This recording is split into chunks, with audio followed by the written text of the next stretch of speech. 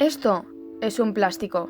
No os extrañará saber que una botella de plástico está formada, como bien dice su nombre, por plástico, pero hay un millón de cosas que utilizamos en nuestro día a día que también contienen este material, pero no nos paramos a pensarlo, como son las tarjetas, como la del bus, los bastoncillos para limpiar nuestras orejas, los bolígrafos, los envases de alimento, como los envases del yogur, los recubrimientos de cables, las horquillas, las gafas de sol, las pinzas de tender e incluso los filtros de los cigarrillos, entre un largo etcétera. Bueno, como podéis observar, estamos rodeados por plástico, pero ¿realmente qué son? Según Wikipedia, son compuestos orgánicos, sintéticos o semisintéticos, además de ser maleables, por lo que poseen grandes aplicaciones. Normalmente se sintetizan a partir de derivados químicos del petróleo y por lo tanto no son biodegradables. Entonces, ¿a dónde va a parar todo ese montón de cosas cuando ya dejan de ser útiles? Antes de adelantarnos en esta historia, primero se ha de comenzar por el principio de todo. ¿Cómo, cuándo y dónde surgió el plástico?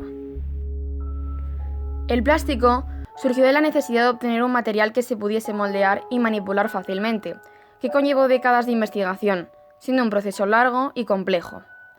Hubo una gran cantidad de científicos e inventores que aportaron grandes avances, como fueron Charles Goodyear, que fabricó el primer polímero, Alexander Parkes con la parquesina, John Wesley Hyatt con el celuloide, Eugene Baumann con el descubrimiento del cloruro de polivinilo. Y la lista es infinita. No fue hasta la entrada del siglo XX, en 1909, con Leo Henry Baekeland, un prestigioso químico de origen estadounidense, que inventó la baquelita, un plástico barato, no inflamable y versátil, siendo considerado, por lo tanto, el padre moderno de los plásticos.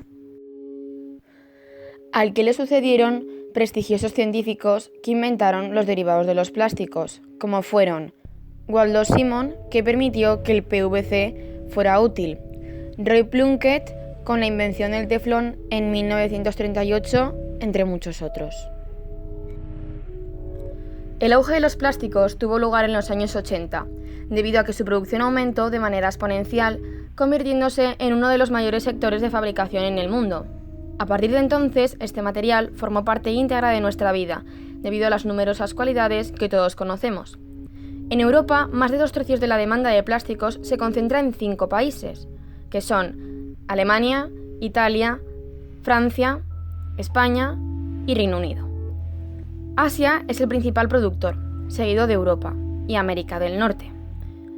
Se ha disparado en los últimos 50 años y en especial en las últimas décadas, por lo que se ha fabricado más plástico que en toda la historia de la humanidad. Debemos recordar que los plásticos no son biodegradables, como ya se ha mencionado al principio del vídeo. Por lo tanto, ¿qué hacemos con ellos cuando dejan de ser útiles? En Europa se llevan a cabo numerosas propuestas verdes a favor de la reducción de su consumo, como el objetivo de la Comisión Europea a partir de 2021 con la prohibición de la venta de pajitas, bastoncillos y cubiertos de plástico. La actualización de las normas de gestión de residuos, incluyendo nuevas metas vinculantes para el reciclaje, el envasado y el vertido, entre muchas otras.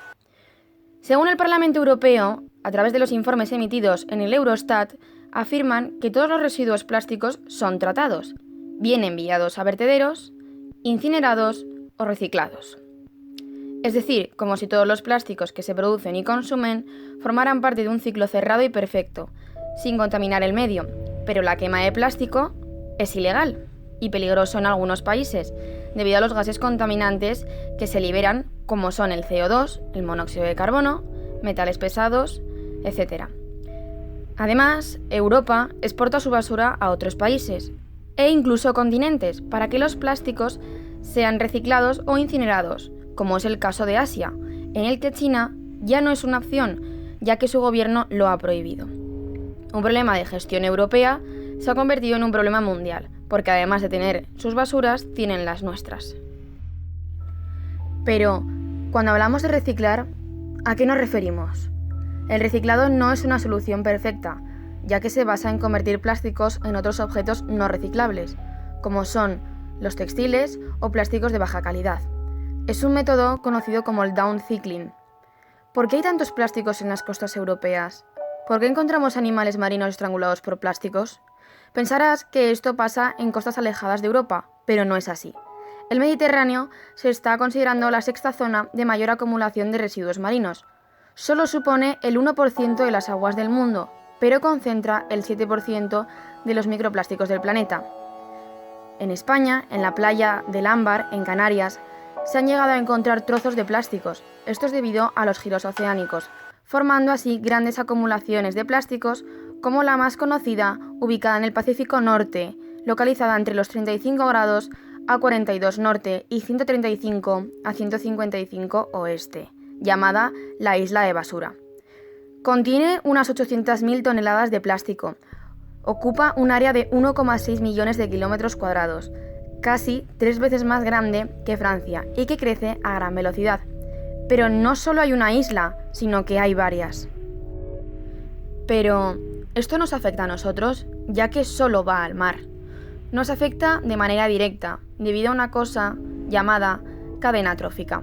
Explicado de forma coloquial, todos los plásticos que arrojas al mar se desintegran en trocitos microscópicos, que son engullidos por los peces que tú comes. ¿Estamos exagerando? No, está demostrado. Diversos expertos lo están investigando y en el reciente Congreso de Gastroenterología, celebrado en octubre de 2018 en Viena, afirman que los microplásticos ya han llegado al intestino humano. Entonces, ¿qué podemos hacer? ¿Cómo podemos vencer la guerra de los plásticos? ¿Os acordáis de la película Wall-E? Un clásico Disney en el que un robot vive en el planeta Tierra convertida en un inmenso vertedero de basura contaminado por los propios seres humanos que tienen que vivir en una nave en el espacio. Cada día estamos más cerca. ¿Qué podemos hacer al respecto? Reutiliza.